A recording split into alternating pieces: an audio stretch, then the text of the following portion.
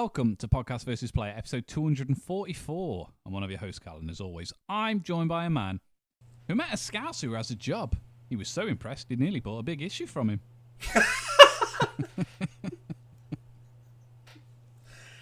Wow. Then it bloody Dan.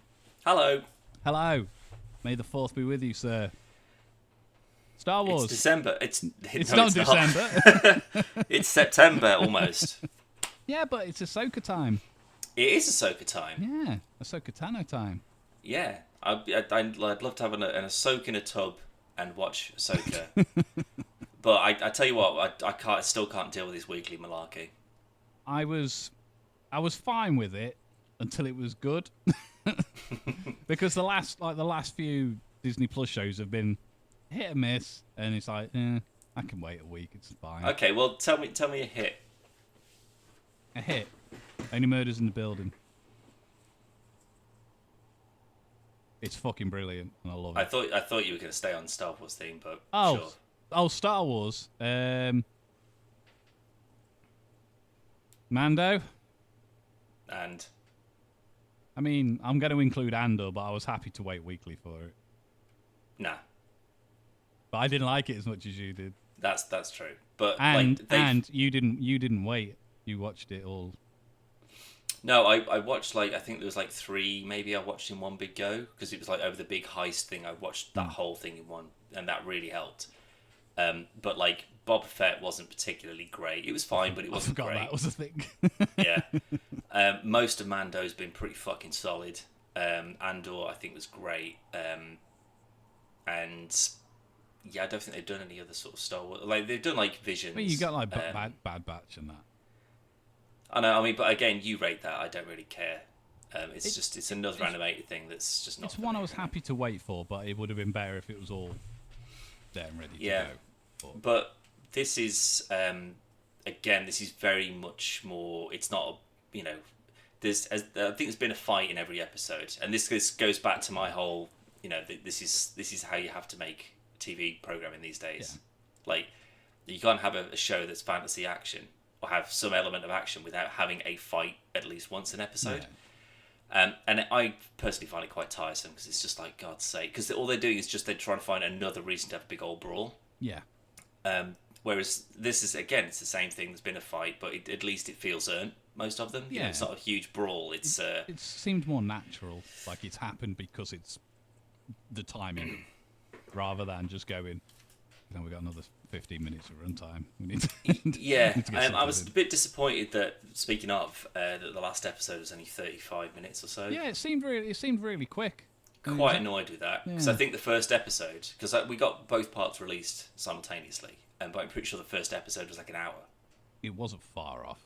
I don't think it was quite an hour. But... Yeah, but with credits and things, so probably about 45 minutes, something like that. But yeah, this one felt shorter. But yeah, I can't not watch it now that it's coming out because I'm really enjoying Obi-Wan. it. That was the other one. I would because I knew that there wasn't going to be some mad thing that happened in it. It's always going to be Vader's going to be okay. Yeah. Obi-Wan's going to be okay. That's pretty much it. Any of the side characters or whatever that's going to pop up in it, little treat, but I don't really care either way. I think that would have been better if I could have watched that all the way through. I think it would have been better, but I think it was always set up to disappoint anyway. Not in the same way that Boba Fett disappointed. That was just shit.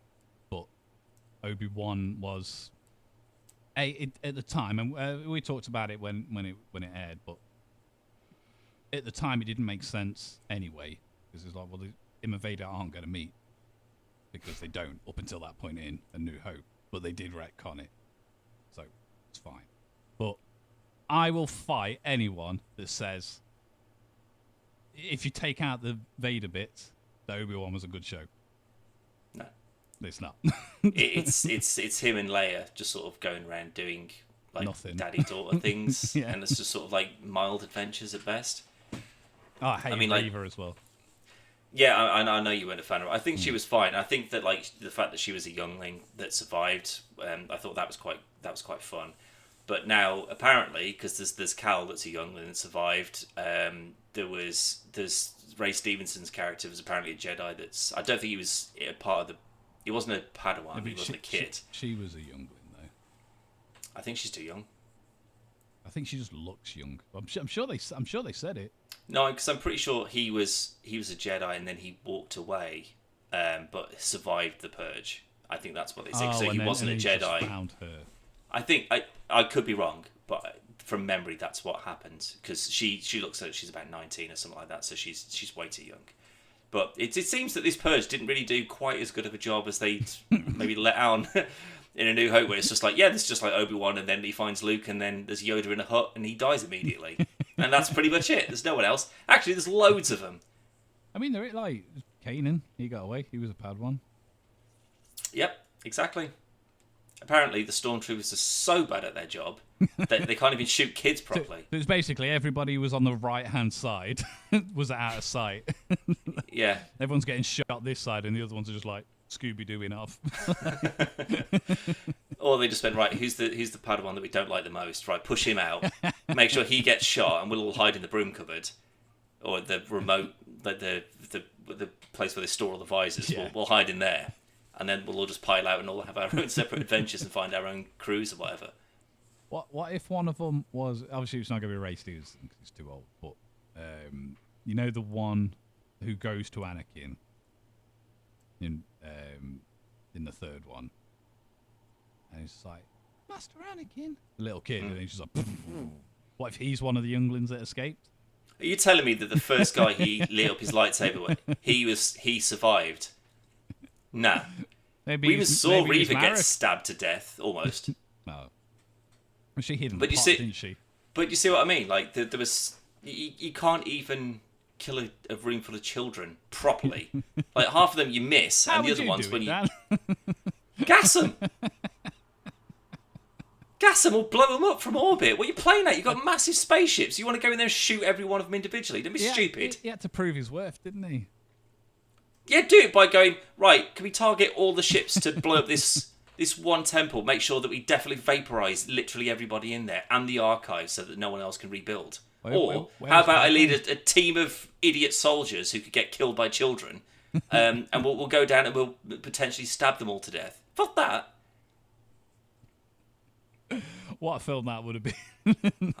I should have directed it. It would be a lot more awful and dark if that was the case. No sand either. It would have been turned to glass. Believe me. No, I mean it's got the potential's there because it is drawing the more of that side of the story into the Disney Plus universe. But if where it falls for me in all of these kind of things, Rebels included, how come Yoda hasn't sensed any of this stuff? Because he's I don't obviously not in this because he's not. But either way, he's the Professor X. He's the Vision. He's the ultimate one. Like he's like, if you get involved, he can end it. Like he's too powerful. And again, don't forget that all of these Jedi, especially the ones from like after the Purge and all that kind of stuff, there isn't anyone teaching. It's more just sort of like Luke with Rey was just sort of like, I'll teach you two things and you can kind of figure it out on your own from there. Like all you need to do is just kind of vaguely know right from wrong and how to use a lightsaber, and that's pretty much it. But you go back to when they were like, what was it, 300, 400, 500 years ago, when they were like at their absolute peak, they would crush any of these sort of like random Jedi that are just sort of milling around. Like they're not powerful. They're just people that can use the Force when no one else can. Yeah. If you Callum Povey, if you were living on a colony on Mars, right, and there was scientists and there was leaders and there was politicians and there was soldiers and there was warriors, and you were the only person with a gun, you would be in charge. Yeah. Because what's everyone else going to do? You just shoot them with a gun. It's the same thing. It's like if you don't have to be an incredible Jedi Master. You don't have to have the wisdom of the ages. You don't have to have the skill and reflexes of a god. All you've got to do is just be able to block a couple of bullets, and no one can stop you. Well, That's how most of them are getting by, and that's why I quite like this, like Ray Stevenson, like Balon, whatever his name is, and his apprentice. That it doesn't seem that they're like, oh, we're the Sith and we're here to crush and dominate. It's like we're just doing it for money. Yeah. Like we're just like force sensitive mercenaries. I love that because it's just sort of like, yeah, well, of course, if they haven't picked a side necessarily, but they're powerful and they can do most things that most other people can't. Yeah. Why not? I'm surprised that there aren't, like, in Mando, there's not, like, a few sort of, like, Force-sensitive or, like, Jedi that couldn't cut it, maybe, or, Sith. Some bounty hunters around, wouldn't they? Right, that they're far more, it's not just that you're quick with a blaster, they've got that sort of, like, precognitive reflex kind of thing going on. Like, there must be a bunch of them. That's effectively what Cal is. Not so much bounties, but, like... But he still does very much constantly keep calling himself a Jedi. Oh, yeah. And he's doing Jedi stuff. And murder. A lot of that. But he's still trying to bring down the Empire. He's still got the goal, rather than just, I'll just do Jedi stuff for money. Just do it for money. You need to get rewarded for your missions. Yeah, exactly, yeah. But no, there's got to be some bounty hunters in there. What I didn't like in this episode of Ahsoka is... in the robot, which I'm pretty sure, is it voiced by David Tennant? I don't know. I keep on meaning to check because I'm sure. Exactly the same thing. Yeah, I was just like, I know that voice. Do it now, because I don't know if it is David Tennant, but... I'm fairly certain it is. Because it sounds very Britishy, but it could be like an Alan Tudyk kind of, he's a competent voiceover artist. What's his name? Yuling? Huang is David Tennant. Yeah, okay, yeah. I like the fact that he's like a sparring droid as well as like he's like an old Jedi. I'm not sure. I think he's in the Clone Wars. That design absolutely looks familiar to me. But there's a droid that takes the younglings and helps them to make their lightsaber. And that's what he says him. That he does. Yeah, I'm sure. Because he's just like, I catalog them all. Yeah, yeah. Because he was voiced by I'm sure he was voiced by David Tennant in the Clone Wars, which makes me think it's the same droid. Well, I'll tell you one thing that I did really notice. I mean, we'll talk a bit about what's actually going on in the story side of things. But do you know what I've absolutely loved so far? The sets. Like, I think every time that they, like, in Ahsoka's ship, whether, like, she, like, switches a button and, like, all the tables and chairs, like, come out of the floor and, like, a thing comes down at the ceiling, I'm just like... I love the fact that they just went, we could just have a static table and chairs, but they went, no. It's like a diplomat ship almost. It's very sleek and it's very cool and it's not grubby, grimy, whatever, But like all of the sets, like the bridge of like Morgan Elspeth's like weird hyper space, like this gigantic empty room with just like a couple of controls in it. It's this really opulent, stupid Halo ring that they built. But then even like Sabine's little tower thing that that we get from Rebels, like a lot of the interiors in Lothal. Lothal looked amazing. Like it's almost like they've gone, well, in Mando we're basically just going like a bit of dirt and then just that big screen and then that's whatever we want it to be. Whereas now they're just sort of like, well, let's just keep all the shots like on location. We're in a forest. We're in an open plain. We've got that Stonehenge thing. We're on a ship, so like all your windows. Sure, that's going to be like green screen or whatever, but all the interiors, everything looks real and kind of feels real, and I really appreciate that. The cats on Lothal, like the animatronics on them were really good. Yeah. I've seen a lot of people complain about the faces and stuff, but it looks just the same as it did in Rebels. But it's a weird squished cat face. Yeah, that's what I mean. They've got tiny eyes and a massive mouth. Yeah, it looked perfect. It looked real good. I mean, as soon as I saw it, I was just like, we were literally just talking before we started recording about, I don't remember, I don't remember Ahsoka taking Sabine on as an apprentice or whatever. Apparently it did happen, but I don't remember, so clearly not impactful enough. I fucking remember them cats, though. As soon as I saw that, I was like, oh, I recognise you. You're the, like, wild cat things that are just bounding around all over the place. Yeah, I absolutely do. Just to loop back, it's the same droid from Clone Wars. Also voiced by David Tennant. It is the same one. Yeah, makes sense. Makes sense, So that's a nice little turnaround. Because again, he probably would have worked with Ahsoka when she was a Padawan. Would have been. The episode it focuses on is No, it is. Yeah, it's an Ahsoka-centric episode, but it's like other younglings. Like there's a Wookiee youngling and whatnot. Yeah. As well. But yeah, it's the same one. But what I didn't like is when he's talking to Ahsoka and he's just like, she's going to be a wank. She's not going to be a Jedi. Shit. Like, and then proceeds to say there's been very few Force-sensitive Mandalorians. But then they didn't mention Mandalore the Great. They just went, there's been very few of them. And then left it at that. And that's wound me up. That's all.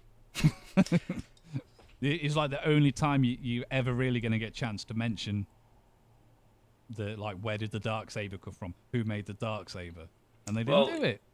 You could, I mean, one, it could just be something that's brought up in a later episode. Two, it could just be damaged memory records. Doesn't know about it. Potentially. Maybe they'll do that. We shall finally do it, and then they'll go, this is you're the second Jedi Mandalorian since Mandalore the Great. But maybe that'll show up in Mando, though. Potentially. Like, because the Darksaber's in that, you know. Not anymore, right? Well, the pieces of it are, certainly. But, you know, if they were to make another one, you know, they need to go to the helm of, like, the original Great Armory, which is what they powered back up again, to build another one, because that's where Mandalore... Do you know what I mean? There's this doesn't seem like the show, because apparently it's about Ahsoka. No, it's not. It's about Sabine. That's what it's about so far. And... yeah, if they wanted to do like a Mandalorian specific piece of history or lore, that's kind of the one you want to do it in, right? Yeah. Especially now that they've just reclaimed Mandalore. I had a feeling for a long time that that's what they were going to turn Mando into, and he was going to become the new Mandalore. Nah. But it's seemingly clear that's going to be what's her face now. Bo-Katan. But in this feels very much, and I don't know if we feel the same on it, but it's not a show about Ahsoka. It's a show about people who are friends with Ahsoka, and I'm fine with that. I disagree, because I wanted to see it. Keeps her like mystery side though. But that's the thing. She's very cool. Like you can tell that like everything like Rosario Dawson's doing, like every movement is like very.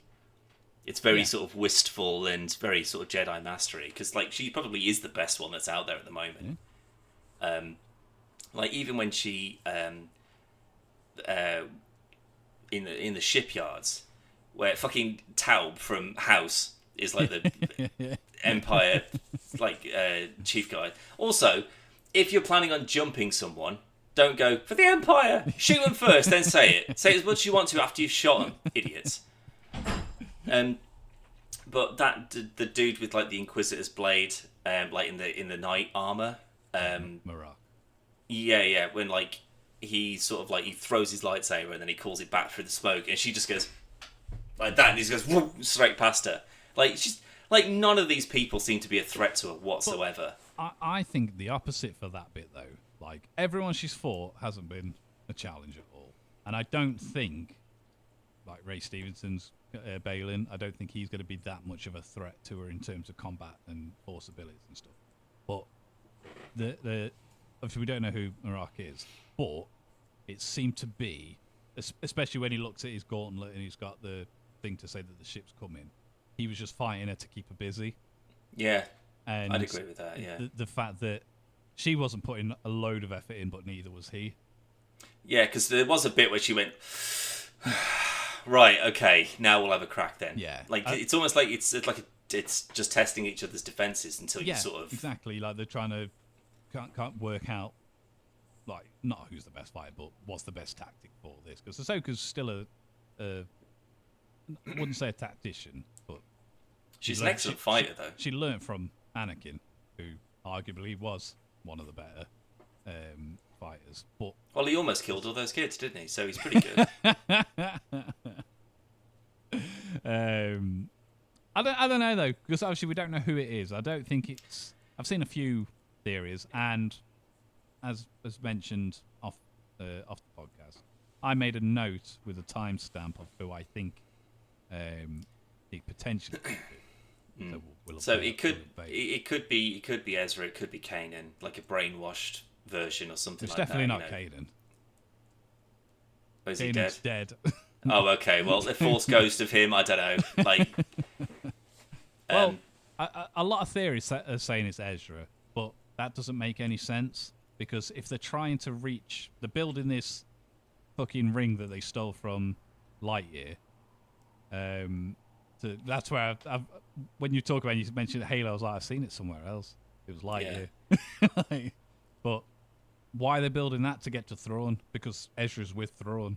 They both went with the Purgles into the. Well, we thought it was the Ordinary Regions, but it's even further. It's a different galaxy. but if He he's can't playing, be Ezra. but again, if he's been brainwashed or something like that, or the Force has wiped his mind, and he's just been reprogrammed as a Sith or something. I don't think But again, these aren't Sith though. Like they don't have the eyes, they don't have the skin. No, they're just you know, they're they're- just dark side users, aren't they? Well, but that's the thing. I don't even think they're dark side users. They're just Force users at this point. They've got orangey, reddy lightsabers, but I haven't seen them use any specific dark side powers. I haven't seen them choke someone to death. I haven't seen them electrocute someone or something like that. But Bailey choked someone on the first episode. Oh, he does when he's walking down that Yeah. big corridor. Yeah, that's true. But again, and the guy I've on got the thing.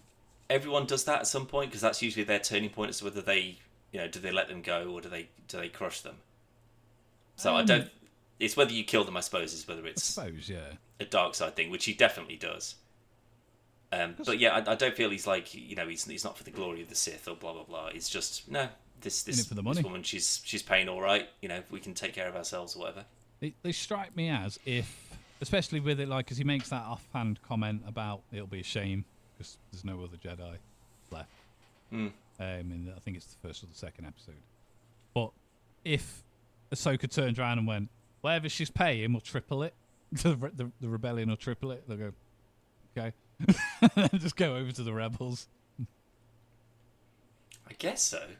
I don't think they would. I think they've got No. I mean, I honor definitely for would be that. able to, but it depends on whether she would know to make him an offer. Because at this Yeah. point, all they try to do is kill her and shoot her. I do like those like rickety old planes that they were using in the last episode to try and shoot her down. I couldn't Also- figure out which ones they was. Why is Sabine such a bad fucking shot? Well, they just said you're a bit rusty. A bit rusty. She's a Mandalorian. You're telling me she hasn't been sat in that? She's been sat in that tower eating pizza and playing with a cat or whatever. Looks that way. I can't. I just feel right. Firstly, I don't know her name, so apologies. But the woman that they've got to play Sabine, she looks exactly like her, Perfect. and like the way that she moves and like everything about it, it's just like if you showed me at this scene, and said, "Who do you think that is from the Star Wars universe?" Yeah. I mean, minus the hair, obviously, which would be a dead giveaway. That's probably who, because like her face looks exactly the same.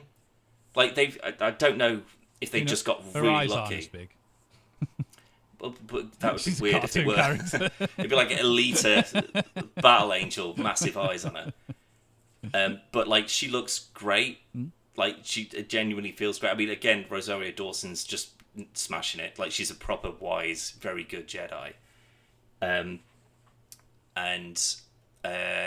we haven't seen. I mean, oh no, sorry, Mary Elizabeth Winstead, of course, as Sarah.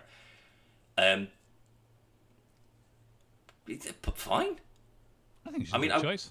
Yeah, I don't think she's. I wouldn't say she's like encapsulated her perfectly, but I think the look is great. I think she's got the attitude right. Chopper, I hate. I love Chopper. I hate him. won't I hate have him a in bad that word fucking said show.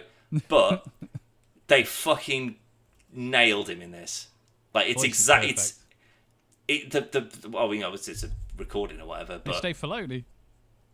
yeah, but I mean, Dave it's Filoni voices Chopper. yeah, but it just that is. I'm just sort of like you can't get better representation than that. It's exactly right, and even like we haven't seen him do any stupid stuff yet, but you know that he's going to be a little prick at some point. Well, even like down to when he's got to do the get the tracker thing, and he's looking through the stuff. It's just like, no, I haven't. I've been going through your any stuff. Yeah. He's just banging on the side of the ship. But like all the mannerisms and stuff they've got, it's such a good. They've paid real attention to make sure that Yeah. they drag these people. They go, right, It's age them up a Filoni. little bit, and yeah, it's he cares about His this, baby, so yeah. he wants it to be right. But yeah, I think that they're all great.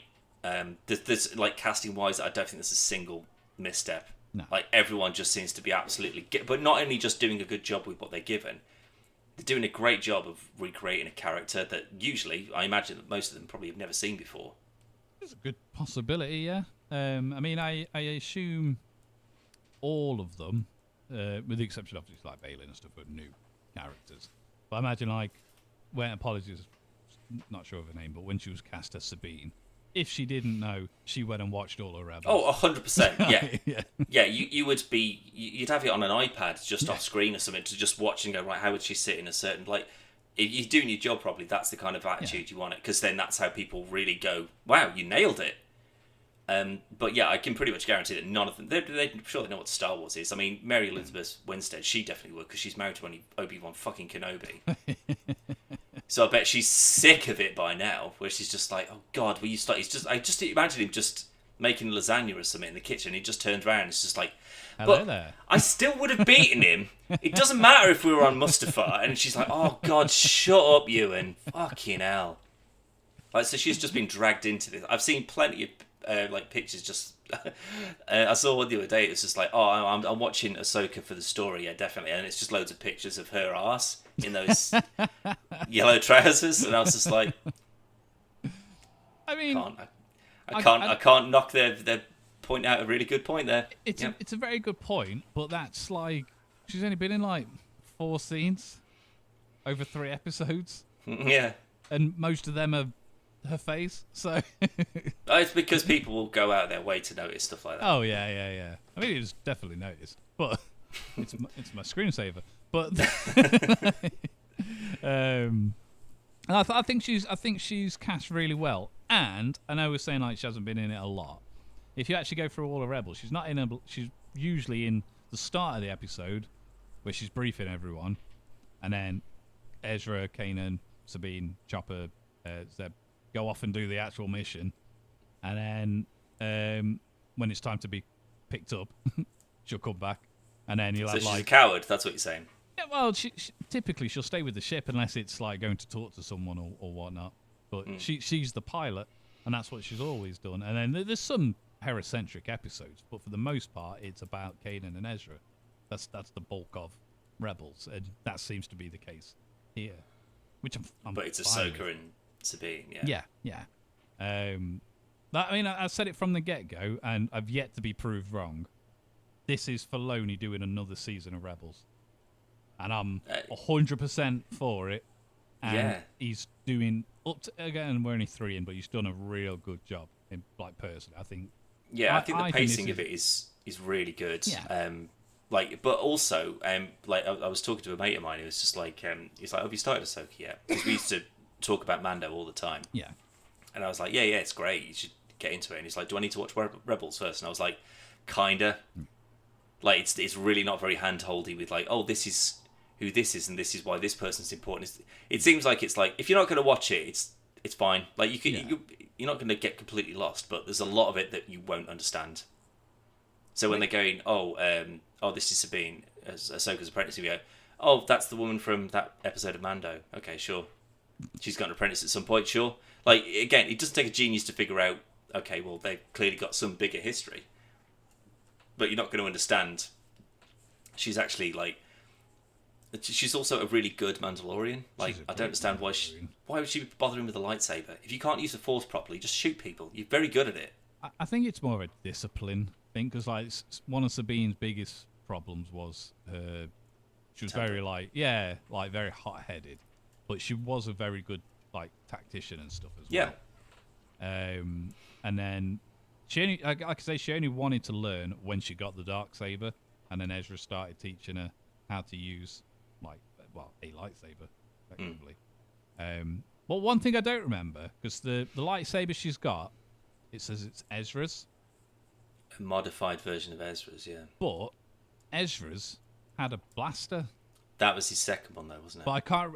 That's one of the very few things I don't remember. I don't remember him getting another lightsaber. No, I think he built another one. So I think the one that he got, I don't think he built that one. I think that was just another one that he was given. that he like tinkered with, and then he made his own, which is then where he added the gun to it because he was like, this makes way more sense because I'm used to shooting people rather than using a lightsaber. I love Ezra's lightsaber. I think it's fucking genius. I think it's clever as fuck, especially if you've got like a stun and kill setting on it as well, because you can't stun someone with a lightsaber unless you smack him in the face with the butt of it. I mean, you could use it as like a bat, use the handle and just back him on the head. That's what I mean, yeah. Yeah. But if you have like a stun pistol on it, you just whip and just blue ring of death them. Then because it doesn't look like a gun either. Because when he's got it, it's just like a square. It looks like a stapler. Yeah, if anything, yeah. But that's probably a good thing because like you could just be attacking someone, and if they're not aware that it's a gun, if they just sort of block in a funny way, you could just pull the trigger and just shoot them. Yeah, well, that's what he did that loads of times, didn't he? On Rebels, he'd be like using it as a lightsaber, and then like he'd have like someone blocked, and then he'd shoot the person that was over there because turn and stuff. I think it was a really clever design. Yeah, I agree. But I'm also one of the not few, but I know a lot of people that don't like them. I like the Inquisitor lightsabers. They feel very. They just went. Let's just take Darth Maul's double-ended lightsaber and let's just make it cool, and he can fly with it. Yeah, of course you can. I don't get the flying bit. I think it's more just no. It's like an extension of the Force sort of thing. It's like a hover more than anything, but it's more sort of like it's coming down off things and like going up on top of a building. Which, to be fair, they can force jump and probably do the same thing. Well, that's what I don't get because there's a lot of time. There's like specifically in Rebels where you'll have. I think it's the third brother. I think I could be completely wrong on the number, but he's glided like using it to glide over, and then Darth Maul either shoots it or throws the other Inquisitor lightsaber to break it, and he just goes "Wah!" and then just dies. Yeah. So it obviously does keep them up enough, but I don't see how. But that could also be a concentration thing, though. Well, so they're keeping themselves up. Yeah, so like they're focusing and they're using like the Force as like up thrust to like keep them steady. So if you break that and they like, oh, I don't know. A lot of the Inquisitors aren't that strong with the Force.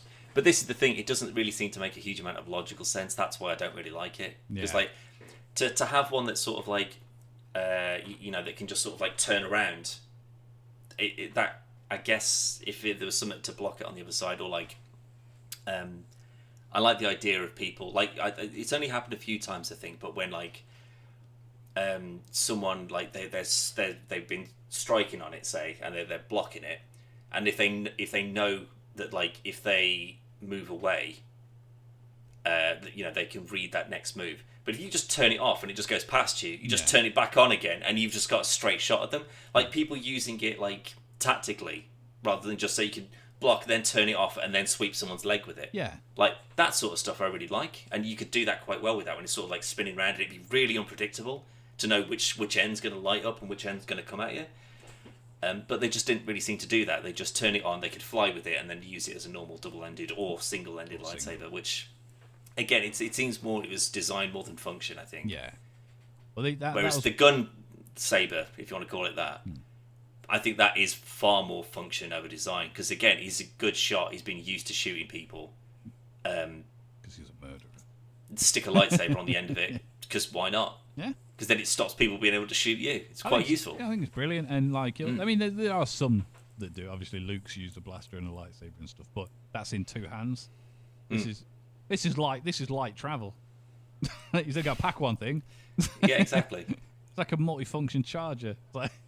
Also, it means that you won't probably get spotted in a crowd as having a lightsaber. Yeah, because it doesn't look like one. You go, oh, it's all right. It's just a gun. Let him through. It's just a stapler. He's fine. Stationary bullet. But I don't think any of them use the lightsabers quite. Because, like, if you look at Ahsoka, it seems like hers are more like sais or nunchucks. I really like hers though, because they're not like clunky bits of metal. They're like these sort of like elegant, smooth kind of like. It looks like they've been like crafted from like a single piece of metal with a crystal in it, rather than sort of like bodged together out of 60 different pieces. It was a gift from Anakin. Yeah, but I don't know where she gets them from, because at the end of the Clone Wars, she gives them back. She leaves them. No, like when you finally see Vader, he finds them like not buried in the snow, but where she's left them. And I don't know when she gets them back. I don't know. I mean, but if there's like a specific bladesmith or something like that can make these like they're more ornate rather than You know, because I imagine that like that's like a Mac, like be very difficult to upgrade and do shit with. Like, so rather than a big clunky PC that you could take apart and... Obi-Wan's got a Windows 11. No, he's on Vista, very much so. Keep Vista. But no, so I'm really liking it, and obviously we've got the Purgles that you forgot about. But yeah, I'd forgotten about Wales. Yeah. A massive part of the story and very integral to what's going to be happening. But which leads me more into the thinking that it's definitely not Ezra in the armor under the helmet, because it doesn't make sense. But I think it could be someone that we've seen a lot of in both Clone Wars and Rebels. Do you know who I hope it is? I hope it's fucking what's his name, Sam Witwer. Well, funnily enough, Dan, I wasn't going to bring this up because I didn't know how far into potential spoilers we could get. He's in the first episode. He's in I saw his name in the credits. Really? Yeah.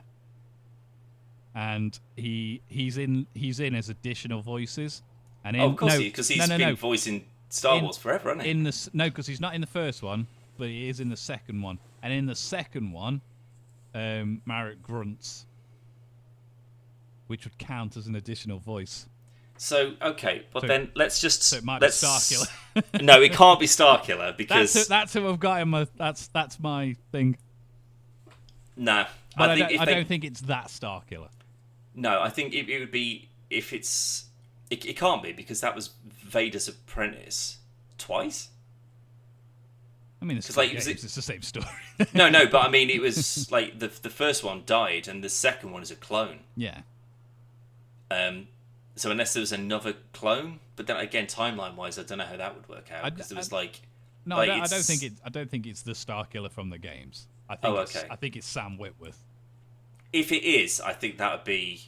It's about fucking time, frankly, because like I'm so glad that he got because like I say, he's been doing the voice stuff for ages. He's Darth Maul, isn't he? Yeah, I think is he the Emperor as well? I'm not sure. About the Emperor. I think he does a couple of others. No, it might not be the Emperor, but I think he does a couple of others as well. But it's about time he gets his due. Good looking man. He's all right, yeah. But I think that if they just went, it's this guy and it's just a fun thing because some people will be like, no way, it's the guy from that game, and some people are like, no way, it's the guy who voices all these people in the Clone Wars, and some people are like, oh no wait, it's the dead guy from the tank in the first episode of The Walking Dead. What if they do take it up and it is Darth Maul? Like Sam Witwer, but with the makeup of Darth Maul. That I'd love that even more. Like he's like a weird cult followerist sort of thing. He hasn't got the space for the horns. They grinded him down.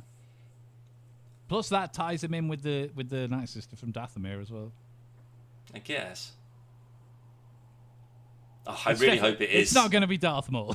No. I mean that would be ridiculous. I don't think it's because there's someone from Rebels and someone from Rebels and the Clone Wars that it could be, and I'm not going to say that because I think that's a higher possibility, so I'm not going to say that one. But if it's not the person that I'm alluding to, it's someone we don't know. And it's going to be geared up for people to go, it's fucking Ezra. Oh, it's fucking Anakin. Oh, it's this person. And it's just going to be someone we don't know. Yeah, it'll be because it's in a complete bodysuit with a voice changer. It could be female. Well, this is the other thing that leads me to think that it might be this other person because it's got a voice changer.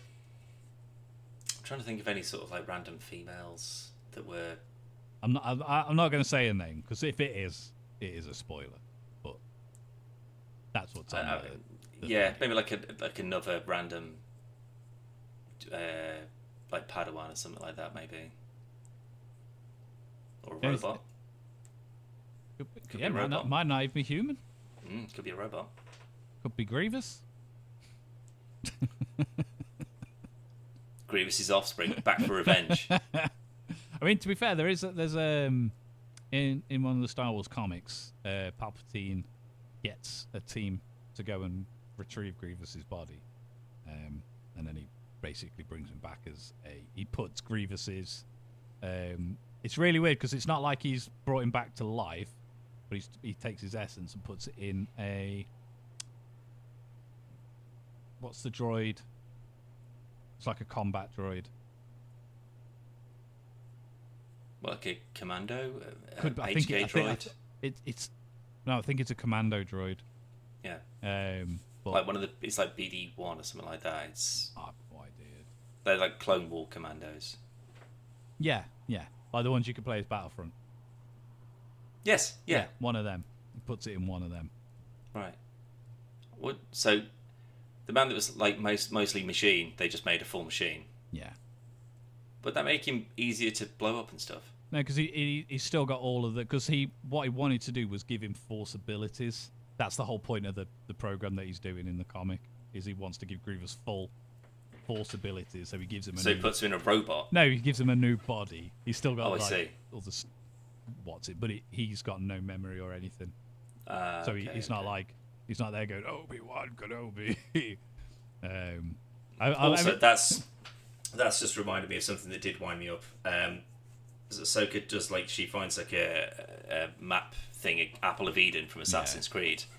In the first episode, she pops back up again, and then there's 3 droids that she's got to fight, and she just doesn't go crush, crush, crush. Let's move on. Yeah, you got to make it look cool. Why would you engage them in hand-to-hand combat? How big was that explosion, though? It took out, like, the planet. I mean, it was massive, wasn't it? But if they've got that in them... Just do that. Also, don't go activating self-destruct mode. Yeah. Just do it. Just do it. You go, right, we can't beat this woman. Instant explosion. Bang, gone.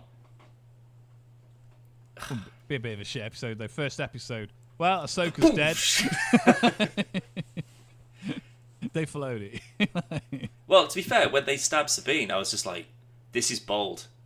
Like, are you just killing her off, like, right here and now? I was like, We knew that wasn't the case, because in the trailers for it, there was scenes that we hadn't yet seen, and we saw her cutting her hair and that. That's true. So we knew it wasn't a fatal wound. Yeah, I mean, she did struggle, like real bad. But it just it makes me think that the, like, Ray Stevenson's apprentice is also not that shit hot. Well, yeah, because it took her a while. That's what I mean. Like, she struggled. Sorry, I thought you meant Sabine struggled. No. I mean, the apprentice. Like again, if you're dealing with someone like Ahsoka, would have no issue with that girl. Yeah. She'd swing over it a couple of times, and you could just go nah, and just cut a lightsaber in half. Pretty sure Chopper would kill sort her. her out. No, he needs to die. No. Chopper's a mate. I fucking love Chopper. No, he's a prick. Like, he's the Bender of Rebels. It's just he's an arsehole, and yet somehow every now and then he manages to do half an arse task, and everyone's like, "Yay, you did a thing! Congratulations!" Like, yeah, well, he's been a wanker the whole other time. That's what makes him so lovable. He's not lovable. He's a wanker. Scamp.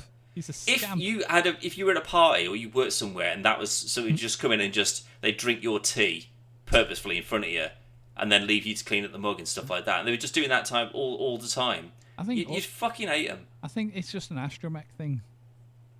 I'd have ejected that piece of shit immediately. As soon as he started to get antsy or just like being sarcastic or whatever, I'd be like, fucking eject that motherfucker into space. Why didn't R2 tell anyone about Vader? Because no one really understands what droids say. C-3PO does. It's like Lassie. He's like, bleep, bloop, bleep, bloop, bloop, bloop. And they go, oh, yeah, I will get this done. Yeah, don't worry about it. Dog? It's like Lassie. No, but I mean, what's that? Lassie Someone's trapped barks. in a well. Yeah, they go, oh, someone's robbing the bank. Yeah, because you can hear the alarms across the fucking... C-3PO could understand him. He speaks like 900 languages. Yeah, but he's got no other use apart from translating. So, of course, he's like, oh, yeah, I can understand him. Yeah, definitely, yeah. Well, that's his right. That's what he is, though, isn't he? Exactly, but he needs to prove his worth, because everyone else speaks fucking English. Hera seems to understand them. But again, it's easy enough where it's just like, bloop, bloop, bloop. Oh, yeah, the ship is on fire, isn't it? Yeah, because I can see it's on fire. Can you fix that? That means yes, I guess. He's doing it, so... It is weird, because it's the same as Han Solo and Chewie. He understands what he's saying, but who the fuck taught him how to speak Wookiee? Yeah, I think it's more like a general vibe. The louder he gets, the more angry he is. If he's a bit more melancholy, he's usually sad or he's agreeing with you. But when Also, he's not really having a conversation with him. He's more sort of like, go and do this, Chewie. Go and do that, Chewie. Fly that ship, Chewie. I guess. They must have conversations, though. Oh, really? They just sat around going, what was life like back on Kashyyyk? And he's they like, spent all that time together. You go, oh, God. It's the equivalent of just someone talking to you in broken English and you're like, Like yeah. Like Yeah. me and you. Yeah. But I like Chopper, and I think even if whether you're a fan or you're not a fan of the little cheeky astromech droid from Rebels, this is the best version of an animated to live action droid we've seen by far. I mean, are there any others? I mean, David Tennant's droid. But that looks like a real... Person. It looks like it's being puppeted. No, it looks like it's like all the gears and stuff like that. It looks like it's really sat there. And Well, it's really well made. It's very well made. Like and I like the fact that it's not a perfect, walking around like normal. It's very fluid. I like the fact that it's janky and it's got... It just sort of like it does... Like, I love that because you go, okay, well, I know it's obviously not a CG thing, which means you've made it, which means you've put so much effort into making it. I appreciate that more than just, you programmed a cool looking thing to look cool. That's great. I did like that when they lost the power and they'd done all the stuff and like getting shot down and stuff. And his emergency thing comes back on and he goes, scan complete. What have I missed? I like David Tennant. He's not in enough things anymore. Yeah, remember when he was the radio DJ in Just Cause 4? Was he? Yeah, honestly, like because he'd been taken hostage by the dictator who rules Medici, I think it is. Yeah. They'd kidnapped him and forced him to be the radio DJ, so he would. So I don't think he was playing David Tennant. He was just an actor, like a famous actor that had been kidnapped. So he'd be like, "Oh, it turns out that the airport's just been destroyed for the main Medici airport. However, it was the president, and it was part of scheduled renovations. Long live Medici!" Like, it's clearly like obvious propaganda bullshit. That. Oh yeah, he was great. Yeah, good game. I like Just Cause. Yeah, it's good fun. Good. Good fun games. But I mean, other than. I can't think of anything else he's done lately. I mean, obviously Jessica Jones, first season of Jessica Jones. Well, he's done Good Omens. He's done the second. Oh yeah, on Amazon first Prime. and second season of that. Yeah. But I like David Tennant. Not enough to watch Doctor Who, but I like David Tennant. I wouldn't say that's his crowning achievement. I don't like Doctor Who at all. It's weird, right? Because it's obviously been around for 358 years, I think it is now. But it doesn't look like that. So like with Star Trek, say, that was obviously made in the 60s, very low budget, cardboard sets, things like that, and it was very much, people weren't allowed to touch surfaces because it would leave like oil stains and stuff like that, and it was really difficult to clean, always really obvious on camera or whatever. Yeah. And I'd say it's probably as popular now as it's ever been. Maybe it is a bit more popular now than it's ever been. But if you look at the production budget that's gone into making it now, where it's all like enormous sets and everything's glass and everything's lighted perfectly, and it's still a nerd sci-fi show, but it's very pretty, and like you can clearly tell that they're putting a lot more effort into it. Whereas Doctor Who still looks like it's made in the 60s. It looks dog shit, and it's not like a stylistic choice. No, it just films not very interestingly, in my opinion.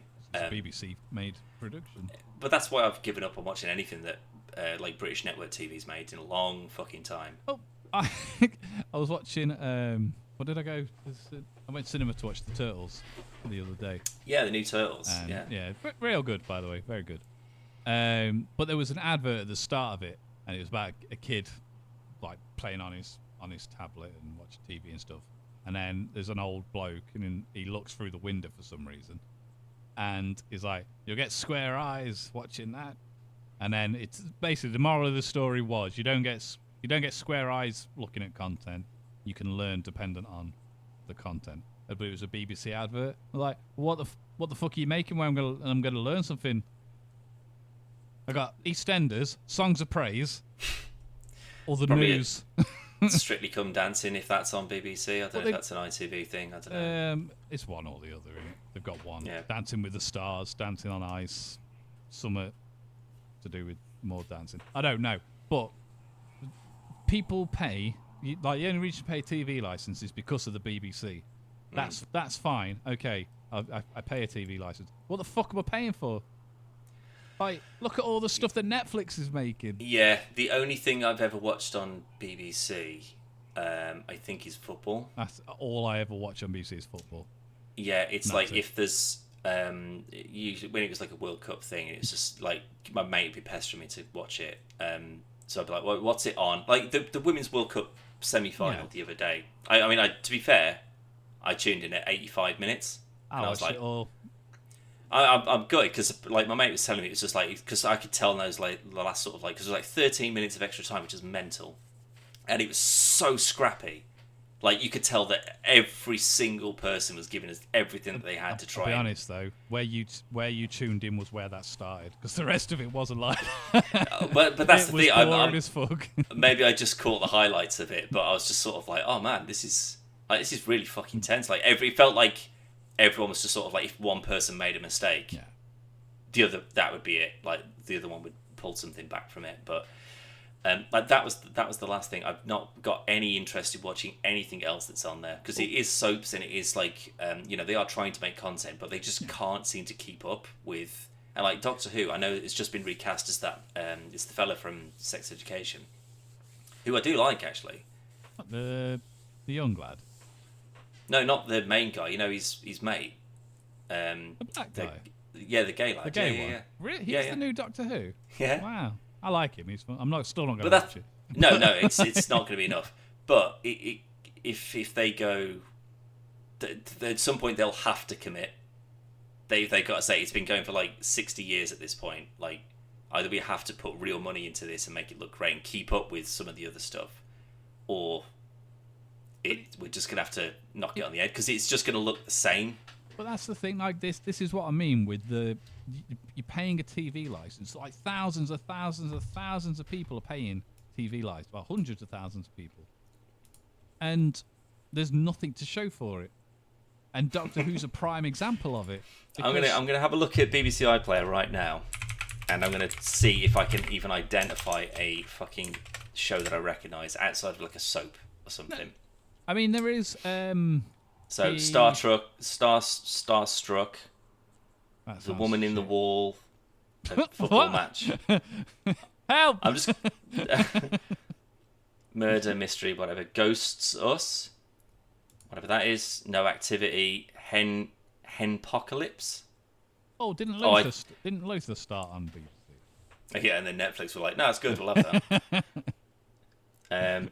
Ultimate Wedding Planner. Something about murder trial. Dara O'Brien, Crazy Rich Agents, probably about like estate agents, Amazing Hotels, and then Shania Twain at the BBC. Oh no, I take it back. I just take back everything I've just said because Look Around You was added onto BBC iPlayer not long ago. Well, that's not that. Was that a BBC made thing though? 100% in like 1990. Was it really? Yeah, of course it was. I can't remember it being made by the BBC. I'm sure it was because it was. It must be if they've added it to it. It must have been. Yeah, the start of it is like BBC, like it's the old like clock, like ticking down until the show starts. And then Our Flag Means Death, which is that Taika Waititi, Rhys Darby thing. I don't think much of that. No, neither did I. And someone was telling me about it, and funnily enough, as they were telling me about it, I was playing Black Flag, Assassin's Creed Black Flag, and Stede Bonnet, who's the fellow that Rhys Darby plays, like he's a fancy business lad. Black. Yeah, he is. No, we had this conversation. Oh, have we? Yeah. All right. But I was on my ship, and then he pulled up because someone had told me about it. So I'd watched a couple of like these episodes, and then he was just like, Steed, and I was like, wait, what? And I was looking at like the character wiki, and it's the same dude, no way. But it was not a good show. The thing is, it wasn't bad. It's just not what we do in the shadows. No, which is also on iPlayer, but they didn't make that. No, that's made by FX. But there's just nothing. There's nothing there. The best thing they've got is I can't remember the actual name of the show, but it's the Golden Compass. His Dark Materials. Materials, yeah. Is fantastic, but I don't think they made it. I think they may have funded it. But I don't think they had anything to do with the production. Because it doesn't whatsoever. look like it was made it's a by Netflix the BBC. Show. Let's have a look, Dan. Because I do remember watching a couple of those, and it was good. Because like Liz-Manuel Miranda's in it, isn't he? I do need to go back because I think it's like a second season of that I haven't even. I actually think yet. it's on season 4 now. Dan. Bloody Nora. Well, it was made by. Produced by Bad Wolf and New Line Productions. For BBC One and HBO. So it's a HBO thing. Of course it is. That's why it looks so fucking good, because it's HBO that are making it. BBC America or something, isn't it? It'll be like they got distribution rights in the UK or Europe or something. So they have fuck all to do with it. Okay, yeah, so that's fine. But yeah, so like, but with Doctor Who, that's just. But that's what that should look like. Do you know what I mean? Like, just maybe instead of making however many episodes they make a season, like 20 whatever, just maybe trim it down a bit and just have like a tight 8, like Netflix. So, if they were making a Witcher series that was 24 episodes, it wouldn't look anywhere near as good as it does. No, none of them would. Actually, I say that because like British TV is usually that's where it set the precedent of like because all American shows were all 22, 24 episodes a season. All of ours were like 6. Yeah. Well, the problem was they went for like 12 years playing the same 6, so it felt like there was loads. But like, do you know, like I saw something the other day. Like, you know how many episodes of Mr. Bean there are? Like 9 or something like that. Yeah, there's like 8 of them. But everyone, you think that it's this huge thing, but it's just because there's. Yeah, there's like there's not. There's one more season than of that. that. Yeah, there's one season. Yeah, but Mr. Bean, I would have fought anyone that said that there was less than 40 episodes. I mean, we're clearly in the minority. It's got. Oh, I thought it said 98. It's 68% on Rotten Tomatoes. Okay, fair enough. Since 1963, I mean, fair dues. It's going a fair fucking. It's got 26 seasons. Wait, is this 800 and yeah. 871 Mr. Bean episodes. had a bad review. So I was like, what? I'm just trying to find like a season, like how many It's dead episodes. popular. It is, but it feels like it's always been popular within the same people. It doesn't feel like there's anything that's grabbing people from other areas, unless it's specific. Like so, when David Tennant, when Chris Eccleston, when they took over, that's people are like, oh, I recognise that guy. Maybe I'll watch it a bit. It's very poorly acted. Charity episodes, spoofs and cultural references. Yeah, it's been basically ripped on by everything. Yeah, well, I mean, like even like Community, the Inspector Spacetime. It's Doctor Who. Yeah, of course it is. But weirdly enough, that like the couple of scenes where it shows you the TV show, it looks better. That's what it looks like. That's exactly what it looks like. It looks better than Doctor. Why can't I not just find it? Oh, episodes. Here we go. And that's just in the Dreamatorium. Which is a holodeck, by the way. No, it's not. It's a bedroom. It's a with some black tape and black paint and yellow tape. I'd love to have one room just in a house that's just a dream. Not that I'd use for dreaming.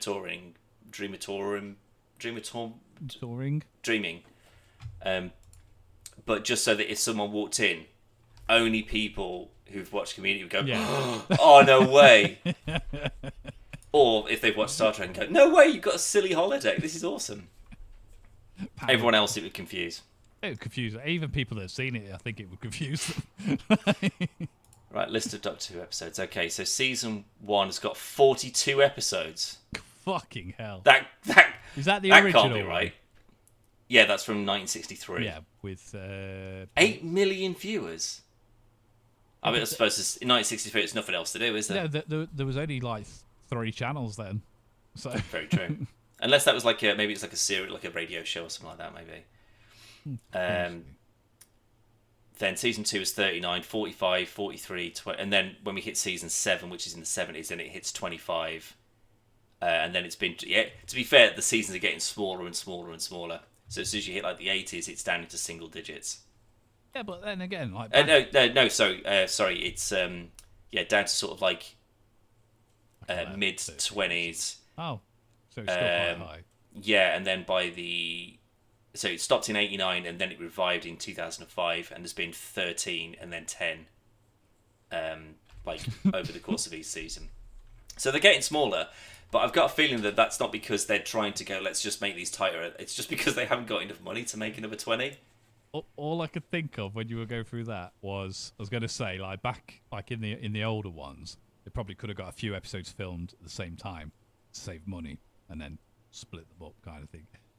And all I could think of was saving money. And what popped into my head was the G.I. Joe community. Oh, when they keep episode. Smacking him on the head. It's like, I need help to open this bunker. Dong. We're going to see him doing that for Doctor Who. Honestly, like that is such a good joke. Like in that thing, it's just like, oh, it's it's an easy way of just saving on animation costs or whatever. And then they knock out a bunch of other people in the same way. And then when it's like, help me get this door open, dong. Like it's so clever. So fucking funny. But I can see him doing that. Not necessarily that, but I can see him doing that for these older ones where it's obviously it's harder to cut and edit shows. Nah, it would just be like it'd be the 60s. So we're like, right, okay, well, because they always go, oh, it's wartime in London. It's on a ship. It's in England. It's always in England for some reason because it's cheaper. But they're never going to go like with Star Trek where they go, oh, we're going to an alien planet or whatever.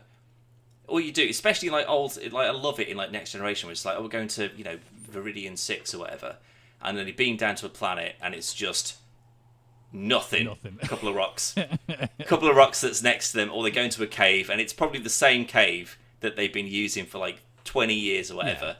But that's part of the charm to a degree. But it's still it's still filmed in a way that. But they're not doing that now though. But that's my point. Is that's what they did, because it was still very expensive to make these sort of incredible sets like for the ships and stuff like that, and the outfits and all that kind of stuff.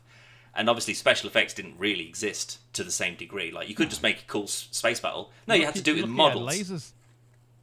But that's the thing. Like with I was at a convention with one of the like there was like a talk from like some of the original like special effects guys. Who like the shit that they must have had to have like figure out and like bodge to make things work. Like where now you can just sort of like, oh, you can just, there's a thing on Premiere where you can just do this and then just insert a thing and it just does it. But he said that there was there's one, I can't remember which. It was definitely Next Generation. It must have been like one of the earlier seasons. But he said there was a part where someone shot a phaser at someone, and because there was a mistime between like the person aiming and pressing the button, or most of the time there's a thing for you. If you watch a lot of the times where they're shooting, they never move their thumb, they just do that. Bullshit. I'd say if I was the director, I'm like, no, pretend like you're pressing a button. But between the time that they've shot it and it like hitting the wall, there was such a delay, like you could have moved out of the way of the laser, which is where, because it's so slow to try and hit for the spark and like on the wall on the other side. Sorry, I keep knocking that. And I was just like, oh, that's such a fun thing. Like, because once you've shot it again, this would have been on film. They go, well, we can't do that again. Can't just do it again. Yeah, like you'll have to just make it work somehow. But like you don't need to do that these days. You could just go,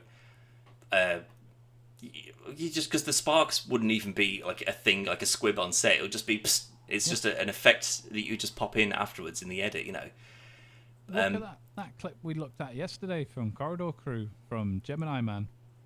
Unreal. It's like going from misfiring fucking little piddly lasers to a full recreation of a person that I 100% thought was a real person. Until they went, oh, here's the wireframe for it. I was like, whoa. But again, I reckon if you go skip forward 10 years, if you were watching that film, that would be so blindingly obvious that it's Probably, just yeah.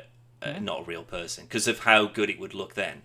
But that's back to my original point. Sorry, is that Star Trek now, like the sets, the ships, everything, like the planet, like everything looks sculpted and beautiful, It looks and it money. looks like it's got real money behind it. Where presumably, I'd imagine that although it's much more popular than it is now with the amount of shows that they're making at the moment, so there has been a resurgence. Not the film. Yeah, okay, yeah. No, that's. Is it resurgence? Sounds familiar. Or is it Insurgents? It might be insurgent. How do you know that? What? No, it's insurrection. With the Baku, yeah. I'm sure no Star Trek Insurgents. Yeah, Resurgence. Resurgence? I don't know if it's a film, but it's definitely a thing. Star Trek Resurgence.com. Wait, is that the game? It is. Strange New Worlds. It's not Strange New Worlds. There must be DLC for it. What? I've got it. Star Trek Resurgence, Epic Games, Xbox, PlayStation. Buy now. Wait a minute. Hold the phone. Yeah, Star Trek Resurgence. Yeah, I've got it here. It's installed. There's no DLC for it. That's where we got the name from. Yeah, there's no DLC, mate. So what was this then? Don't matter. Yeah, move on. But it's like everything seems much more scaled up, and like it looks like that they've looked at how you make shows these days, and you know they kind of adapted. So I mean, I kind of respect the fact that if they've gone, we've got the formula right 40 years ago. Yeah, but this is the thing, which is why when you look at like Discovery and Next Generation, like Next Generation was like, as far as I'm concerned, I mean, I know that people have got their own favourites, but to me, that is the one. I was watching it the other day. Like, I've watched it so many times now. I know that there's a bit in this episode that I like, and I'll watch the episode just to get to that bit. Yeah, Next Generation. And but like every other one, there's still other elements about it that I like. But that's why I didn't like Discovery, because it was so like new formula. Like it was like, it's a one big story arc over the course of 10 episodes or whatever. Whereas with Strange New Worlds, they've gone, let's go back to that old formula. Let's make it episodic. Let's have some silly things that happen. They had a musical episode. A lot of people are saying like there's always been music in Star Trek. There's always been musical stuff. No, there hasn't. There's been people that have been playing instruments, and they've done beautiful concertos, and they've done whatever. There hasn't been a musical episode. And I tell you, Callum, I put up with a lot of silly shit in Star Trek. I couldn't watch it. I did get about through 10 minutes of it, and I was like, as soon as Spock started singing, I was just like, oh, like they did quite a good job of just sort of like, this is why people are singing, because it's like this, and I like the sort of the like finicky stuff that they just put into it. But in a way, I'd rather if you just went, no, just fuck it, just say you're just doing a musical episode. You don't have to explain it away. But I appreciate the fact that they did, but it just didn't work for me. It just really didn't. And then the next episode was the like Lower Decks crossover, and that's one of the best ones I've seen in a long time. Like just in general, sort of, it's just silly but funny, and it's like it's people that are like, and it's obviously it's directed by John Frakes, because like he's a good Star Trek director as well, to be fair. Has he directed any of Lower Thirds? Of Lower Decks. Sorry. There you go. He's been in it, so I don't know if he has, but I don't know if there's written an episode rather than direct. I don't know if he's written one necessarily, because like I know he directed a few episodes of Picard, like the latest season of Picard, which is stupendously good. But he directed it, and you can tell that it's just like it's not an episode about a bigger thing or whatever. It's just about these characters interacting. Yeah, and it's really good. And I like the fact that they've just gone, let's just do a big silly musical episode where there's like a big Klingon like dance number, and I was just sort of like, like I skipped through it just to be like, is there like a story component to this that I need to watch? And I think this could be my favourite episode. I couldn't get into it. But then afterward, like the seasons ended on such a strong note as well. Like it's been such a good season, and it's because it's filmed nice and shiny and new, and it feels very real, like a lot of new TV shows do. Like it's all dramatized and everything's dark and grim and whatever. But then they still got that sort of episodic, like they'll just have like a silly episode where they're all go back in time or whatever, and they now they're all dressed as medieval knights. Brilliant. That's the sort of mental shit that Star Trek used to do. Whereas Discovery was like, exactly, it's exactly what they did. And Forest. But Discovery was like, we'll get people swearing and shut up. Like it just doesn't work, and that's why it's been binned, frankly, because I just don't think that people enjoy it. As someone who I'm not a big fan of Star Trek, but you keep bringing it up. Next Generation, Lower Decks, Strange New Worlds, and Picard. That's the best Star Trek. And Star Trek. What's the one with the Borg? I mean, most of them. Oh, First Contact, you mean? First Contact. That film is excellent. I think I might be wrong here, but I think that was also directed by John Frakes. Well, that's why he's number one, Dan. Because he's number one. Very good. He's Director Jonathan Frakes, yeah. What do you reckon the Rotten Tomatoes is for that, mate? 89. 93. Oh, I was gonna say I was gonna say 96, but I thought that's too high. The audience score is 89. The critics is 93. It is. I'd say 95. I think that is. I think it's an excellent, but it's just a really good, just action film. It's a good film. Oh, Callum. Oh, I'm gonna have to watch it tonight because I haven't seen that film in quite a while. No, you're not, Dan. You're having an early night. No, you've reinvigorated me with all your stupid talk about stupid Star Trek. I don't know. That's all I needed to do. Also, Amazon, why have you made Lower Decks Season 3 paid?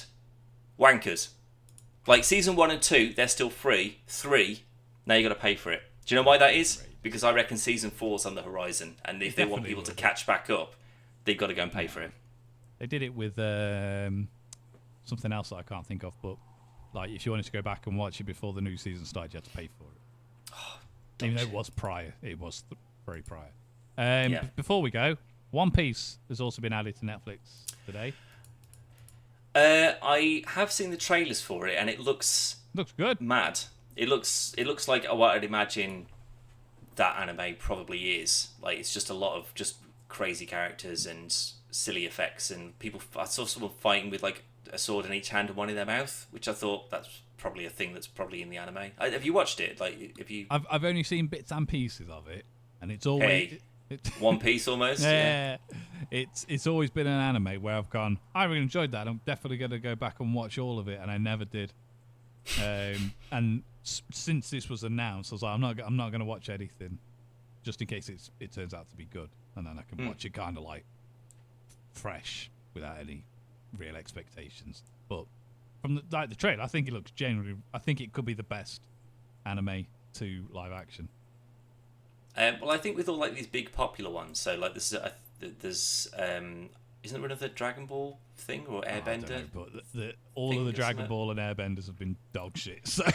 Yeah, but like Netflix seems to be picking them up. So they've done Cowboy Bebop, they've done Death Note, they've done Full Metal Alchemist. I don't know if they made that necessarily. No, I think they just had it on. I don't think Netflix made it. But Cowboy Bebop, I liked Cowboy Bebop, and I love the Cowboy Bebop anime, but they're very different.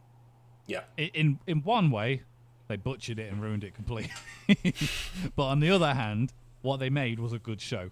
It's just not a good Cowboy Bebop show. I think the only one that I'd actually be like, oh, I will watch this, would probably be One Punch Man. Because there's you know me, I'm not a big fan of anime and stuff like that. But that's why would they make One Piece? Because it's got characters like but One Punch Man. I don't know how you do it into a live action. Well, it would just have to be something that's just one. It's just a monster of the week that would just get obliterated as soon as he shows up. But it's also really like that's the thing, because like my mate, my old housemate Chris, who's been on the show, he was the one who taught me into watching it. He was just like, oh, it's like a superhero thing, but it's it's funny as well. And I was like, well, it's another anime. It's just, but I was just sort of like, okay, well, it's rather than people with stupid hair and flying around and doing shit. There's a reason for it. No, but like everyone else, they've got ridiculous. Like it's the what's his name, the cyborg.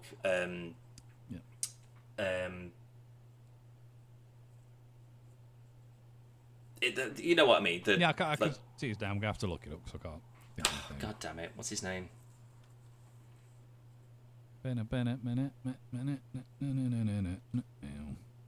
Genos. Of course it is Genos. Yeah.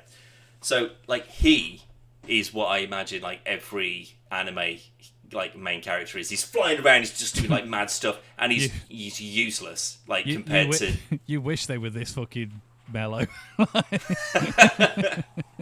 But it's like everything is just like you can obliterate a fucking building and shit like that, and it's silly. And then it's just, but then it's the opposite of that, where it's just sort of like, no one's a challenge for me. Like everything's boring because I'm so powerful.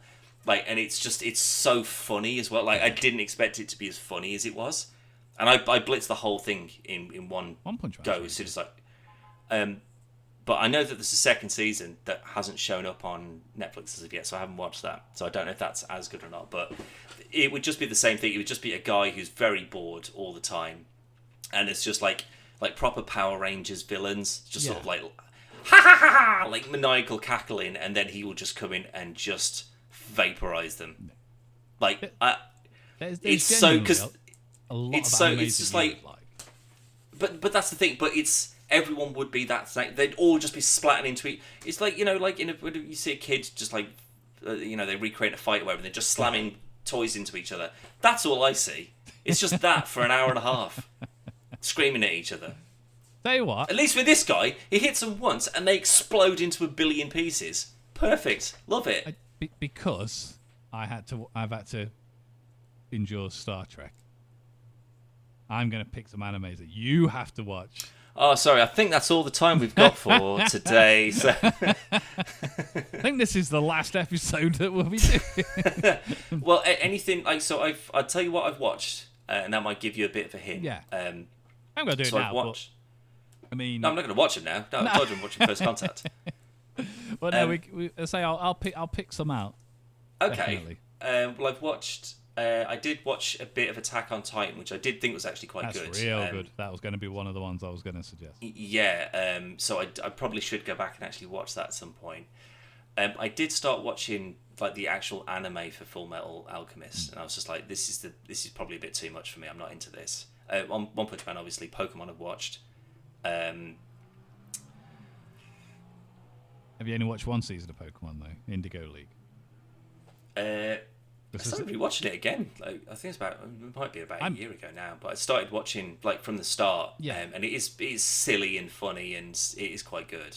I love it. X and Y is the best season. Well, X, Y, and then they did X, Y, Z. Is the best season of Pokemon of all of the Pokemons. Okay. It's real fucking good. So if you only ever do watch another 2 seasons, watch them. But there's like 84 episodes a season or something. Yeah, and there's, bearing in mind, you've got Indigo League, which is red and blue, and then you've got them all the way up to the current games, plus plus all the movies. And I've watched them all. I'm going to have a look on Netflix and see what anime. I'm going to have to be careful here because I don't want the algorithm to start suggesting shit like this to me. Oh, for fuck's sake, featured page, One Piece. There it is. Yeah, see, I'm just even talking about it, and it's just... It started today. No, I know, because it came out today, I know. Wait, it's Thursday. Why did it start on a Thursday? I don't know. Can we search by genre? Is that a thing? You must be able to. Anime's got its own thing. Yeah. It might just because I've watched them that I've got one on the homepage. Okay, so anime. Okay, so...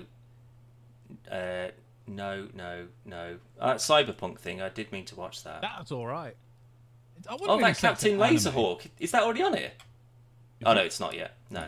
It's just like remind me.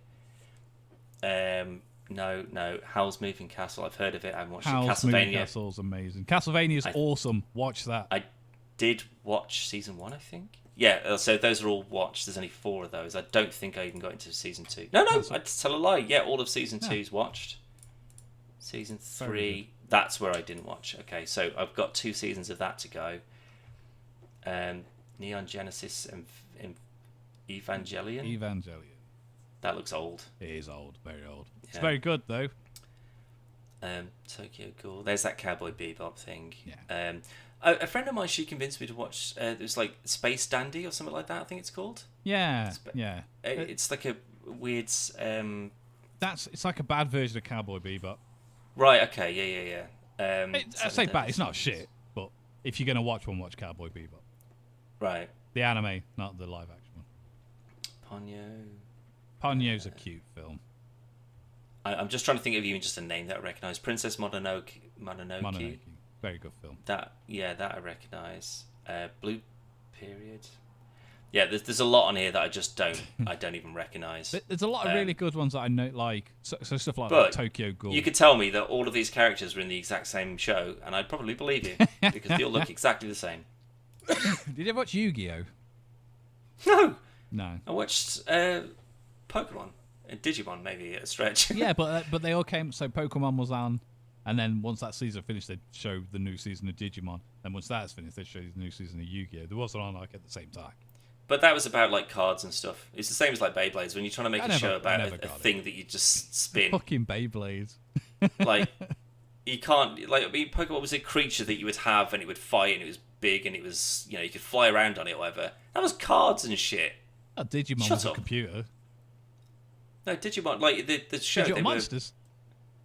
Yeah, but they were still Not beings. Real. No, they get only when they go into the Digiworld.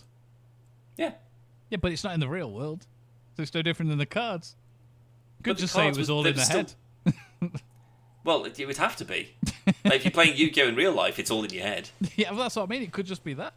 Yeah, but that means you could recreate it perfectly, exactly as it is in the show. You could do it on a board. Well, no, because in the show, the cards the powers all work. They just that's where they get the Work. powers. You know what I mean? Like they do a thing. Yeah. I never liked Yu-Gi-Oh. Nah. Although a friend of mine on Steam, I constantly see. I'm just going to check and see if he's on it now. No, constantly see his name popping up saying he's playing some Yu-Gi-Oh game. I'm just like I can't believe that there's even people still into it. I mean, each to their own, Dan. Each to their own. But we're going to leave it. He's wrong. Because we've got some Yu-Gi-Ohs to go and buy. No, Callum, I'm going to play some Baldur's Gate 3, and I'm going to watch Star Trek First Contact. I think that's going to be my night. And then I'm going to go to bed very late, and I'm going to be in an awful mood tomorrow. So, You're welcome. hooray for me. I also, no, because this has already been an hour and a half, but Callum, do you know what? No? Sure. I got Baldur's Gate, right? You did. And I spent about 2 hours yesterday explaining a bit of it to you. I mean, it was more like it wasn't really like a convinced Cal, it was more like an informed Cal kind of thing, where it's just sort of It was like a public service announcement. So I'd never played any of the other two, and I had no interest or no idea even really that this was coming out or what it was until someone at work mentioned it's like, oh, it's in the D&D universe, like, it's all based on like D&D campaigns. I was like, wait, what? And then spent about 5 minutes looking into it, and I was like, oh no, this looks really. This not only looks really good. But it looks like I'd be into it as well. I was like, oh no, I shouldn't be doing that. And also, I couldn't find it on like one of our affiliate CD keys. Very good pricing that they usually have on games. This was 50 quid everywhere. Nothing you can do about it. It's just 50 quid. And I was like, oh, I kind of resent. Like, I've said this before, but I'm trying to be a bit more sensible, and I'm not trying to be as. Otherwise, I would have bought it for me, and I would have bought it for you. Just on the off chat. Do you know what I mean? So I was like, well, I'm back into Fallout at the moment, and I'm really into Fallout, and I'm loving Fallout. And I know that the show's going to be out at some point, apparently, this year. And I'm kind of in like a big Fallout, and I've been watching loads of like lore videos on Fallout, and talking about every vault and like all the weird twisted shit that's happening in it. It's really interesting, and I just couldn't. I don't know why, but I couldn't shift it from my brain. I was just like, oh, but it does look good, and like and it seems like it's like a proper D&D kind of thing, and it's a bit sort of And I don't know why. Again, no one talked me into this. No one twisted my arm and eventually talked me around. I just broke myself. And then I bought it, and it was like 160 gigs, so I couldn't even play it on the night that I bought it. I had to, because of my stupid slow internet, so I had to play it the next day. And, except yesterday... Yeah, it wasn't yesterday. It was the day before. It was the day before. Yeah.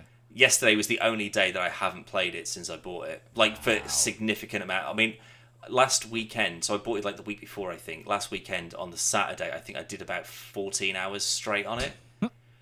Like, I mean, I talked at you for about 2 hours, and I apologise, but I also don't give a shit at the same time. Like, you asked, to be fair. I did say. I wanted to see. And I just don't understand how it sucked me in so much. Like, it's so good. And I mean, I know that this isn't just me singing its praises. Everyone is. Like, everyone's going fucking bananas for it because it's so good. But I'm just like, I've literally got people playing it right now, and it's got like 250,000 reviews on Steam, and it's overwhelmingly positive. It's like 96% or something like that is positive. And I just don't understand how they in this day and age, you can make a game that's single player and multiplayer, that is purely story based, that's purely story driven and character driven, and it has no microtransactions, it has no additional content. There's like a deluxe thing that comes with like artwork and that kind of stuff, but nothing that has a factor into the game at all. You charge 50 quid for it, you don't drop it anywhere, and yet you fucking nailed it. Well, it hasn't got Lara Croft in it. Like, well, no, but I'll tell you what does, Callum. Call of Duty. So now you can add Homelander and Starlight and Nicki Minaj and now Lara Croft to Call of Duty. And yet, with Mortal Kombat 1, that's got Omni-Man and Homelander. Peacemaker. But then you go, but that makes sense. Of course they'd be in a mortal fight to the death. We've literally seen them do it. Yeah. But running around with a machine gun, no. No. Looks fucking awful. But I didn't want to buy any games, Dan, because StarField's out in like 6 days. I don't understand how my life is going to work after this. It's not. I've got Baldur's Gate. I don't know what you're going to do. And I've got StarField. And Outriders? Outlaws? Star Wars Outlaws, that's out this year, isn't it? Or was that next year? Next year. Oh, thank God. I think. But yeah, it must be actually, because it was the Games Expo this year, wasn't it? So yeah, it wouldn't be for this year. But yeah, I mean, I don't know. And then I've still got because like I said, I was just getting back into Fallout as well, and actually I was going I've got the Far Harbor and I've got Nuka World. Let's actually get stuck in and do them properly. And then I've already got 50 odd hours into Baldur's Gate. And then when StarField comes out, as soon as I'm starting to just sort of like get frustrated with Baldur's Gate because like a fight's just been too long. I mean, I showed you one fight that was like an hour long, wasn't it? So that happens, and then you lose. I bet it did. No, joking. Like I'll have to stop and then start playing StarField until that annoys me, and then I can switch back. Like that could be years of content that I'm getting just out of 2 properties is mad. I'll be honest, I think I'll more I'll blitz through StarField and I probably won't play anything else because we were looking yesterday. There's not a great deal of things coming out over the next few months, really. Yeah. But I was looking at the games that I've got, and I've had Pokemon Scarlet since the day it came out. Same. And I'd only done Violet, but yeah. Yeah, you got Violet, I got Scarlet, and I'd only done like 3 hours or something like that. So I was like, I'm going to play this while I'm waiting for StarField. This was the other week, this was. And now I've nearly finished it just in time. I've literally just got the Pokemon League to do, and then I'm done. And then I'll probably never touch it ever again. Because I've got fine. Diamond and Arceus and Violet, and I haven't... I think maybe... I know I've got Shield as well, and I think Shield's the only one that I've... I like Shield. I really like it. No, I got Sword, sorry. You got one with the legendary. Looks like his head's in a cat flap. But this is the thing. We've both got Sword and Shield. We've both got Scarlet and Violet, and yet we've never done any multiplayer stuff on it. Anything. That was literally the reason. I mean, I was going to get Violet anyway because That was just the one I was just more drawn to for some reason. I got Scarlet because you said you were getting violent. So, Makes sense, because if there's crossover or whatever, Yeah. and we can literally roam around and do Pokemon stuff together, and we've not even talked about doing it. And the worst thing is, we probably won't now, because even though I'm playing it at the minute, you're not. But I could happily get back into it, though. Yeah, That's I mean, the we can thing. do it. It's no problem with me. I'm just thinking... No, because Callum, I'm playing Baldur's Gate. That's what I'm saying. And then in 6 days' time, we'll have Starfield. So... And then I won't talk to you for 2 months until I'm bored of both of them. You're like, hey, do you want to go Pokemon in? Sorry, who's this? Just a little sneaky thing. Kind of Funny Games gave it 4 out of 5 on the... What, Starfield? Yeah. And one of the things that let it down was the UI. Found out the inventory system's not very good, and they're hoping there's going to be an update for it. Okay, fine. So, but I can work with a bad inventory system. Oh, and apparently, it's really, really easy to get lost and have no idea what you're doing. Good. But if it's how I think it is, like there's certain games where you are literally, there's no map, there's no nothing. You're like, I don't know what I'm meant to do. Like, that's happened a lot. If that's happening in this, I'm going to be a bit annoyed. But then we'll find out in a week. So. Yeah, I think it would be... I suppose, like, because, again, in like Fallout, say, that's massive and there's a billion things to do in it. But it's very easy to just be like, what am I doing? Yeah. But you could just... But you also got a map in that, though, as well. You have, yeah. And you've got, like, a quest list and whatever. But you can just finish your quest that you were doing and just go for a bit of a wander. And you will eventually just stumble across a thing that's a new little mission to do. And it's very good at that. But again, that's one map rather than multiple maps across multiple planets. Yeah. So if there's things that you can still do, if you get like a mining and mini game stuff and scanning, and like, I love doing all that sort of stuff anyway, so that will keep me busy. I'm hoping in that sense it'll be a bit like oh my god, what was the Obsidian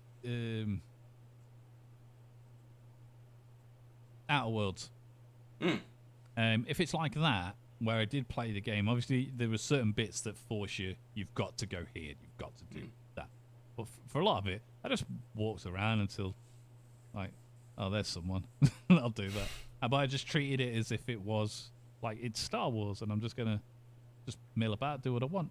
So if I could do the same in this, which I assume I can, because it's a much bigger game, then I'll be fine with that. But a bad inventory is not good. I don't know. I mean, if it depends on what people class as a bad inventory, because it's like Resident Evil 2. I was just going to say, as long as it's nothing like Resident Evil, because I absolutely hate the Resident Evil inventory system. Survival management. I fucking hate it. Like Deus Ex, I can barely get by with a pass by, but I'm just sort of like. Right. But I was like, well, I've got a rocket launcher and a machine gun and a pistol and a thing and a thing and a thing. I want all of them. I don't want to just go, I'll have to put one in a box and come back for that one later if I've got a big boss to fight. Fuck it, I want him on the fly, mate. That's what your augments are for. Yeah. You don't have to rely on weapons then. But Cyberpunk did it well. You got a massive inventory and you can just... they just messed everything else up. Yeah, take that and put that in Starfield. You're probably onto a winner, yeah. It'll be fine. Yeah. It's the fact that... Oh, another thing.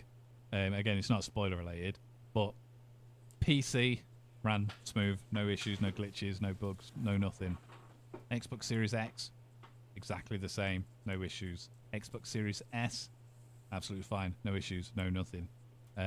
So this could be the first Bethesda game that's a full game that's not broken in any way. I don't believe you. that's what the review said.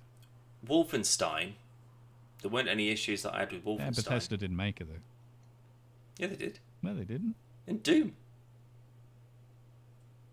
Was that Gearbox? ID and Gearbox. They're Bethesda, the publishers. Yeah, it's in studios, isn't it? Yeah. And I'm pretty sure... I think wasn't one of the Wolfensteins made by Arcane. Got the ones that made Prey. Pretty sure the second. New Prey. Yeah. Pretty sure it was. Could be wrong on that. It's all the same company, But right, okay, it's definitely it's not Bethesda though. Don't you dare be giving them credit for that. Well, did they make? Wasn't Tokyo Ghostwire Tokyo? Wasn't that them? That's Arcane. Was it? Yeah. Because that worked fine for me. Bethesda haven't made any game that worked. Full stop. So what? They've just made Elder Scrolls, Skyrim, Elder Scrolls, Fallout, and Fallout. They must have made other things other than that, surely. I'm gonna have a look. Make sure you look at developed, not published. There's developed games. So Fallout, Elder Scrolls, Starfields, Fallout 76, Fallout 3, Elder Scrolls, Fallout, Redfall. I know that was made by Arcane though.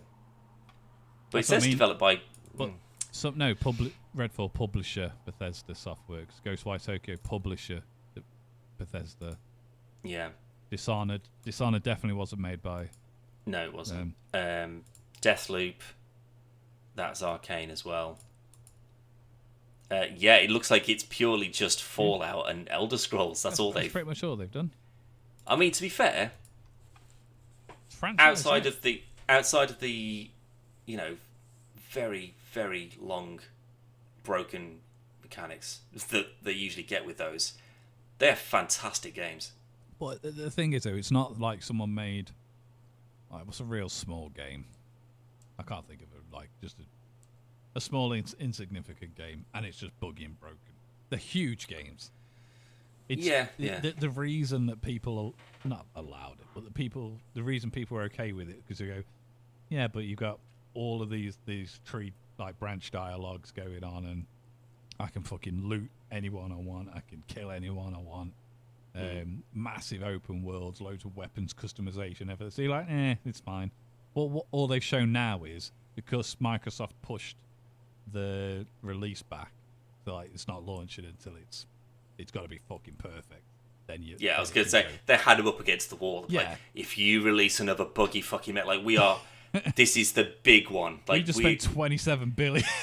Yeah, and we're giving this away to people who are paying £8. Yeah. That's going up. So, fine. 27 quid a month. What? Right. Even still, if they said, but there's something like that that's going to be out every 6 months or so, I'd be like, maybe you could justify it to a degree. But for the price that you're paying and for what you're getting, if it's as good as people are saying it's going to be, they basically secure their customer base. Oh yeah, definitely. But we'll leave it there, because we've gone on for long enough, Dan, and your early night has turned into just a normal time. So well, we're later than usual. Exactly. But if you want to see more, go to podcastversusplay.com. It's all going along the bottom of the screen. We got a new series, Dan Escape Academy. Second episode will be going up very soon, as well as Sniper Elite 5. I want to say, yeah, it's very good. But yeah, we'll leave it there, mate. We'll see you on the next one. Bye. Who asked me, what's it called when the strategic operations officer on DS9 runs as fast as he can? Warp speed. Oh, dang it! Who asked me how many clickbait titles does it take to change a light bulb? The answer will shock you. You saw a really flabby stripper. When she ran off stage, she started her own round of applause.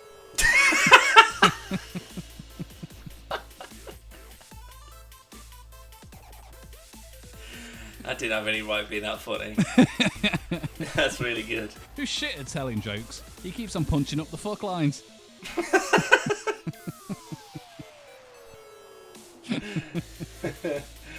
Oh dear. We ordered chips and a jumbo sausage at the Chippy, and the bloke said it won't be long, mate. He said for £6 it better be.